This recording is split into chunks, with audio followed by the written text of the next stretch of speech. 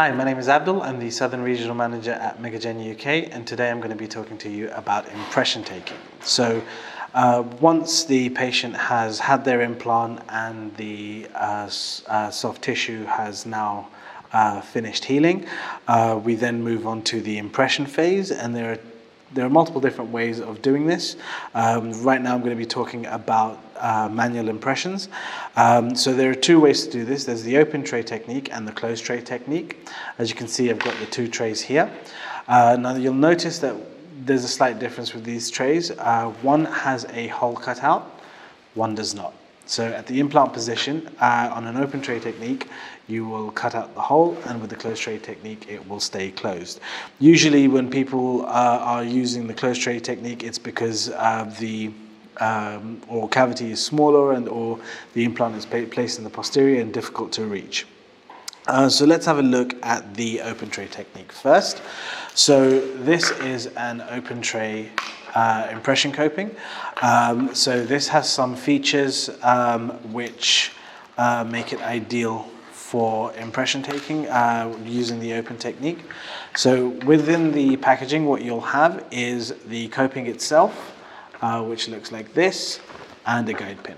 So the first thing you'll do is thread the guide pin. So with MegaGen components, one of the great things is there's an internal thread built in, which is designed to keep things in place.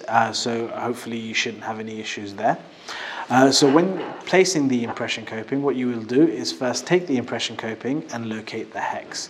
So this is quite straightforward. When you take it over to the patient's mouth, you just hold on to the coping itself, and when placing it in the head of the implant, what you want to do is try and rotate it. Now, here I can see, I can feel that I can't rotate it. What that means is that the hex is engaged and preventing the rotation. I can then use the guide pin itself to affix this to the implant, and this can then be further tightened down using the driver.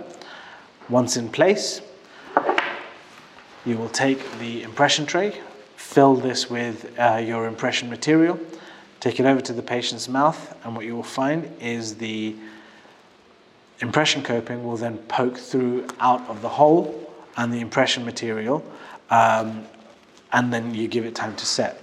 Once it's set, you'll take your driver, unscrew the abutment. So it just needs to be enough so you know that it's no longer engaged in the hex of the implant. You can then take your driver away, and when you remove the impression tray, the coping will come with it. Now I'm showing it to you without impression material so you can see what it should be like, and then you could just pop this into a bag and straight off to your lab. And if we have a look now at the closed tray impression coping, this differs slightly from the open tray impression coping. So first off, you can see that it's got two flat sides, it's got one flat side, and it also has a hex.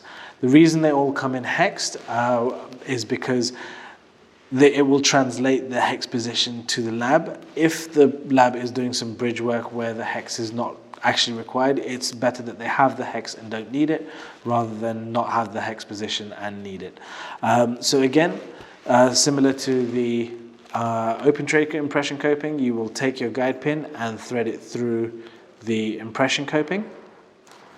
This will then go over to the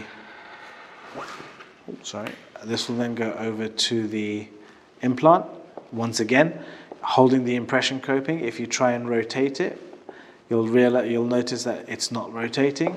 That means that the hex is engaged, and again you can take your driver and tighten this in place. Now the difference between the open tray and the closed tray impression coping is taking is that the impression tray does not have a hole. So again, you will fill your impression material into the impression tray, take this over to the patient's mouth, and let the impression set. One of the key things you will notice here is that there is no way for you to unscrew the impression coping, so the impression coping will not be coming out with the impression. Once the impression is set, you can remove the impression tray, then you'll have your impression here. You will then go back to the impression coping, unscrew this from the patient's mouth, and then you can reinsert this. So there will be a hole where your impression coping was in this shape where you've got a flat side and a round side, and you will take this and reinsert it into the impression as it was when it was in the patient's mouth, and send it off to the lab. With regards to both techniques work, the preference now for a lot of people is the open tray technique because they find it more accurate. But as I said, whether you're doing the open tray technique or the closed tray technique will depend on the case that you're dealing with, and we have the options for both. For more information, please contact your local MegaGen rep.